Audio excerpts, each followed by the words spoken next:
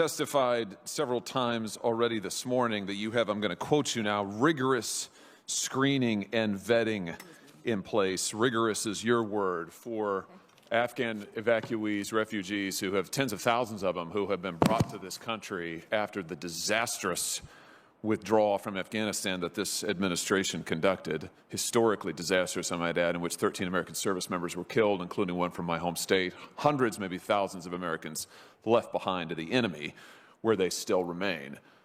It's your testimony that rigorous screening and vetting has occurred. So I assume that you mean by that at least the standard refugee screening processes, if it's rigorous, it's at least the standard refugee screening process. Is that correct? Am I right about that? Senator, I do think it deviates from the refugee screening, but we have taken steps to make sure that the program is indeed rigorous, and I use that term advisedly. Yeah, I noted that you use it advisedly. It deviates, though, from the standard screening procedures. You're conducting in-person interviews of all of the refugees per the standard procedures. You testified that 100% of these people have been screened and vetted. So you're conducting in-person interviews per the standard procedures of all of these refugees? Senator, our U.S. Customs and Border Protection personnel have physical contact and question each individual at the port of entry. If there is any question with respect to that individual, any derogatory information or any question that bears on the individual's safety, the safety of the American people, that individual can be placed in secondary. Well, wait a minute. That's not my question. My question is, are you conducting the standard security procedure? Is the standard screening procedure for refugees is they are given an in-person interview to find out, for example, if they're a terrorist. So you said 100% of these evacuees are screened. Have they all been given in-person interviews per the normal process? They have not all been given Why not? Interviews because we have to be mindful of the fact that we were in an emergency situation to evacuate U.S. citizens, lawful permanent residents, special immigrant visa holders, and others who have... And what percentage do those, the special immigrant visa holders and American citizens, what percentage of the total tens of thousands did those constitute? I have that information for you. If you'll give me 1 minute. The answer is it's an extremely small percentage. I mean, it's maybe a few thousand out of 60,000 who have come to this country. So my question is, why are you not conducting in-person interviews of the people who have been brought here to this country? Don't you think that's dangerous? I do not, Senator. I think that if, in fact, there is information adduced that gives any cause for concern, number one, the individual is not brought to the United States. Well, wait a minute. When you say that, I just want to be clear about this. When you say any information, you mean if they are already in our database as a terrorist or a criminal or a terrorist affiliate, right? Senator, we capture the biometric and biographic information of the individuals in the transit countries. Right. And if I understand that. And if they're in our databases already as a terrorist or a terrorist affiliate or a known criminal, then maybe you're saying there's a fault, then maybe they get an interview. But what about, so that's fine, but what about the thousands, tens of thousands of people who aren't already in our database? The people who we don't know who they are, have they been interviewed? Senator, what we do is we capture their biographic and biometric information. We screen... That's like a fingerprint.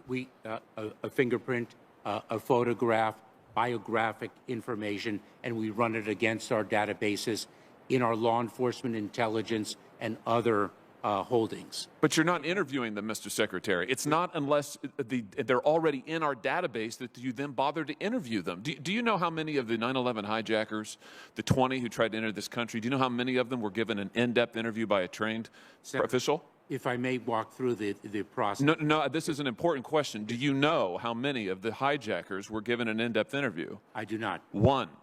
The answer is one. That person did not enter the country. The others were not given an interview. We know the outcome. For that reason, the 9/11 Commission recommended in-person interviews for all refugees and others brought to this country in these circumstances. That was 20 years ago. That's why the standard procedure is an in-person interview for refugees or visa applicants. Now, you've testified that you're not doing those interviews. Not at all. That they're not happening. No, if I may. You have just testified. You just said that they are not being interviewed unless they're already in our system as a known terrorist. No. That would have captured none of the 9/11 hijackers. If I may, Senator, that is not, and I apologize if I was not clear. You are correct that we are not conducting in-person full refugee interviews of 100% of the individuals. What percentage are you conducting? I don't have that information. What number have been interviewed? What we are doing. Wait. What number of the more than 60,000 brought to the country, what number have received an in-person interview before they came to the country? Because you said 100% are screened. So what percentage have been given an actual interview by a trained official before they come to the country? When you're speaking of a full refugee-like interview, I don't have that data. I will tell. Why not? Are you not tracking it? No, I don't have that data with me. Why? I hear you. I understand what that means. Yeah. But why don't you? Are you not tracking it?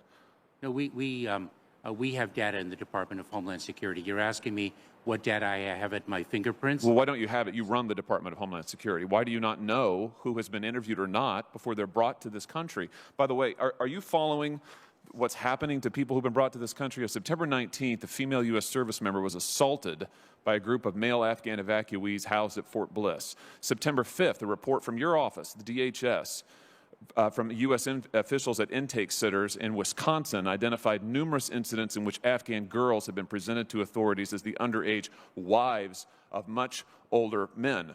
Other reports of assaults and rapes by Afghan men for Afghan girls. These are some of the folks who have been brought here because they haven't been screened, because you haven't conducted interviews. Don't you think that's a problem? Senator, those individuals have been screened, as I spoke of previously. And let me You interviewed them. Let me share with you that if an individual violates a condition of parole, there are two things that can happen. They can be criminally prosecuted depending on the reason for their violation. Mr. Secretary, my time's expired. I've got to turn it over to other senators. I just want to say the fact that you are not conducting the most standard interviews for tens of thousands of people brought to this country is astounding to me, and it seems to me you've not learned the most basic lessons that we learned on 9/11 since then, and the security risk is unbelievable. Thank you, Mr. Chairman. Senator Blumenthal. Thanks, Mr. Chairman. Just to complete the response and to clarify, nobody becomes a permanent resident without that full interview. Is that correct, Mr. Secretary? That is correct, Senator. Is there anything else you want to add in response to Senator Hawley's question? I want to make sure that we understand that the incidence of violations of parole, which Senator Hawley correctly pointed to, is the great exception, the extraordinary exception, and not the rule.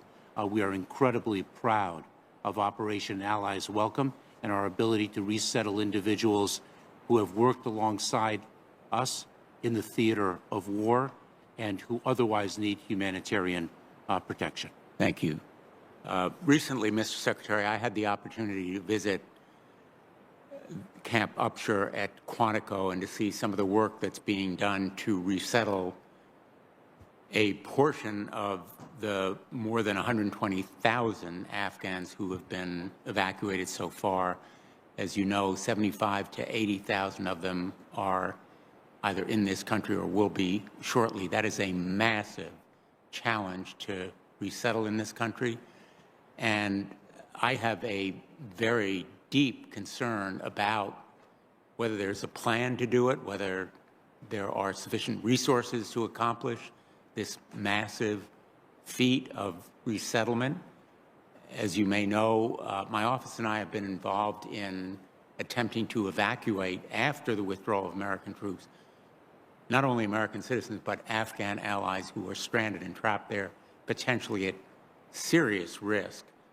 The 120,000 who were airlifted, many of them were not at risk, which is why they were able to make it to the airport. The ones at risk were fearful of going through the Taliban checkpoints. And so they are still trapped there with targets on their back because they sided with us. They put their lives on the line as interpreters and translators and guards and others who helped our journalists as well as our troops and diplomats and protected them. So now we have this tremendous challenge ahead of us, and what I've seen about the evacuation effort is a lot of agencies pointing fingers at their other, whether it's state pointing fingers at DOD or DOD pointing fingers at DHS, and at Quantico, there is an alphabet soup of different agencies on the ground working on resettlement. I want to avoid the same finger pointing when it comes to our resettlement efforts. About $6.8 billion have been allocated so far, as you know, in the CR to accomplish resettlement. I am deeply concerned, number one, with evacuation of Afghans still at risk there. I've called for an evacuation czar